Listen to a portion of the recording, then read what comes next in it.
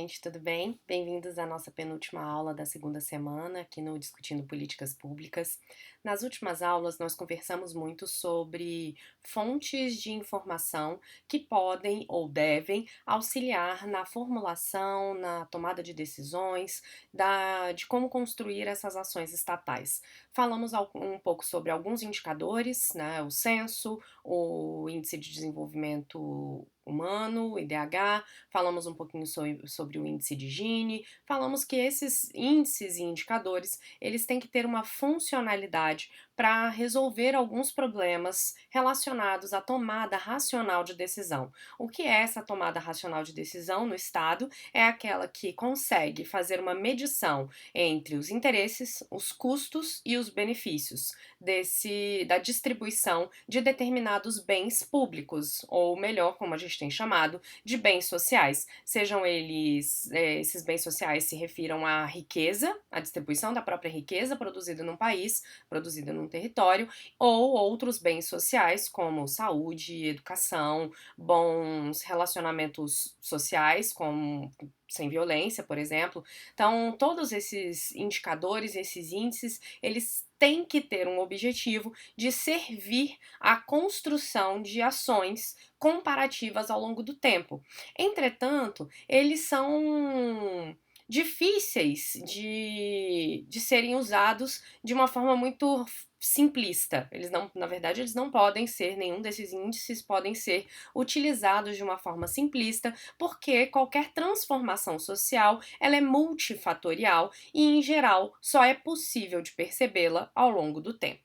Nessa aula, eu quero mostrar para vocês, e fechando o debate sobre políticas públicas, relembrando o ciclo das políticas públicas. Como a gente falou na primeira semana, não sei se vocês se lembram, mas se não, a gente tem aqui novamente o que significa esse ciclo. Uma das formas de compreender a política pública, né, ou como essas ações estatais são tomadas, é pensar nesse modelo circular e que tem que se retroalimentar.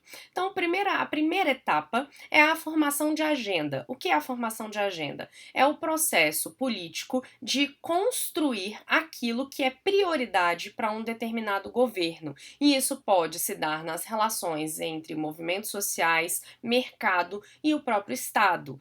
E pode também ser uma formação de agenda a partir de outras avaliações que o próprio governo pode perceber, né, pode fazer em relação às ações que já estavam institucionalizadas. Então, o primeiro ponto do ciclo de políticas públicas é a formação de agenda, que é quando algo que é considerado um problema social entra na pauta das ações estatais. Isso é a formação de agenda. Logo depois se tem a definição do problema. Então, se coloca que existe alguma questão que tem que entrar na pauta de um governo. Por exemplo, existe um envelhecimento populacional e isso entra no debate. E aí sim se define um problema. Qual é o problema do envelhecimento populacional? É uma questão econômica, trabalhista? É uma questão previdenciária? É uma questão referente à saúde? Quais são os problemas a serem solucionados? Para isso se tem, logo, uma análise do problema em que se chegam à formação de alternativas para a solução daqueles problemas elencados. E, logo em seguida, depois dessa formação de alternativas, uma tomada de decisão, que é a adoção dessas ações propriamente ditas do que será feito para solucionar aquele problema. Entretanto, o ciclo não para aí. Ele tem um outro momento, né? Um terceiro grande momento, na verdade, é o de implementação e monitoramento. Então, se tomou a decisão de acordo com aquilo que espera-se que seja tomado, então seja realizado, e tem a fase de implementação, que é quando de fato essa política pública será realizada em um determinado território a partir de ações muito específicas. E também temos o monitoramento para saber como é que essas ações estão sendo implementadas. Nessa aula eu quero falar um pouquinho para vocês sobre a implementação. Nem sempre a gente tem domínio do que significa falar de implementação de políticas públicas e que pode existir um método para conceber essa implementação e para facilitar essa implementação. Em geral, nas discussões organizacionais da administração, se fala muito de algumas das coisas que eu vou falar aqui com vocês, mas sem ser voltado necessariamente para a implementação de políticas públicas. E hoje eu quero mostrar que isso pode acontecer aqui nessa seara também. Um dos pontos relativos à implementação, ou o primeiro ponto relativo à implementação, é a definição de uma missão, da missão daquela política, né? Quais são os fatores chaves que se consideram para que aquela política tenha sucesso?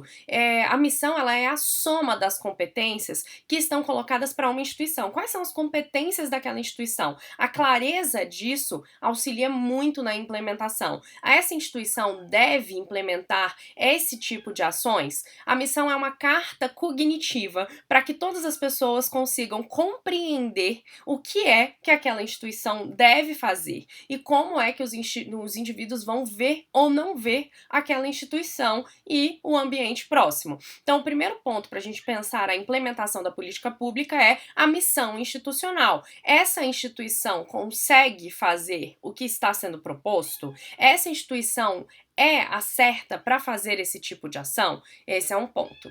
O segundo ponto que deve ser levado em consideração é a estrutura da instituição. A estrutura consiste nessa distribuição de tarefas, assim como as ligações existentes entre os responsáveis pelas tarefas. A estrutura de uma instituição apresenta pelo menos 3 características: o grau de divisão de trabalho, a coordenação entre os colaboradores daquela instituição, trabalhadores, trabalhadoras, gestão, e a formalização, que é o grau de definição, de precisão na definição das funções e das ligações. Então é muito importante que todos saibam o que será feito, como será feito e quais são as relações entre essas ações.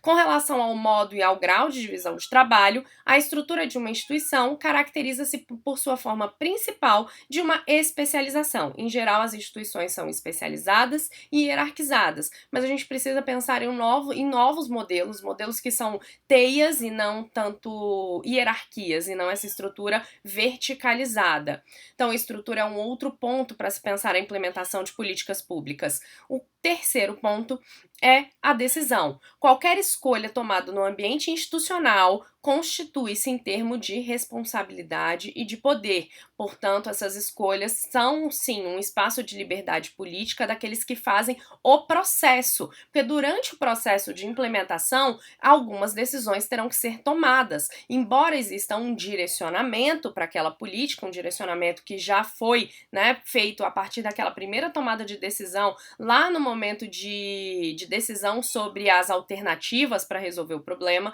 mas durante os processos é importante saber como é que essas decisões são tomadas e, claro, como é que os indivíduos partilham essa decisão, como é que se responsabilizam por essas decisões. Se responsabilizar toda vez que uma decisão ela é tomada de forma compartilhada, é mais fácil que todos os sujeitos envolvidos compartilhem e se responsabilizem por essa decisão. Então, esse é um ponto importante na implementação das políticas públicas que nem sempre a gente está atento para isso.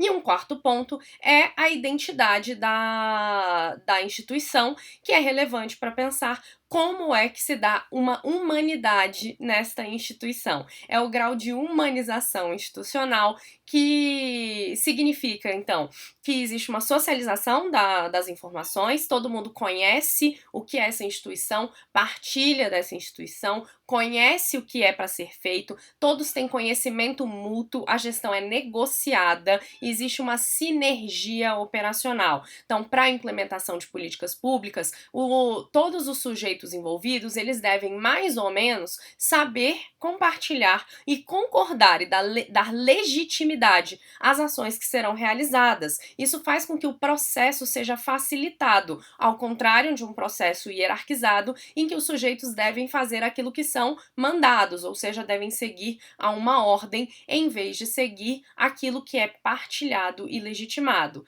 Então, quando a gente está falando de identidade, o reconhecimento dessa identidade, significa significa que os atores institucionais sabem e apropriam-se dessa instituição, apropriam-se da formalização, conhecem e têm uma motivação para agir.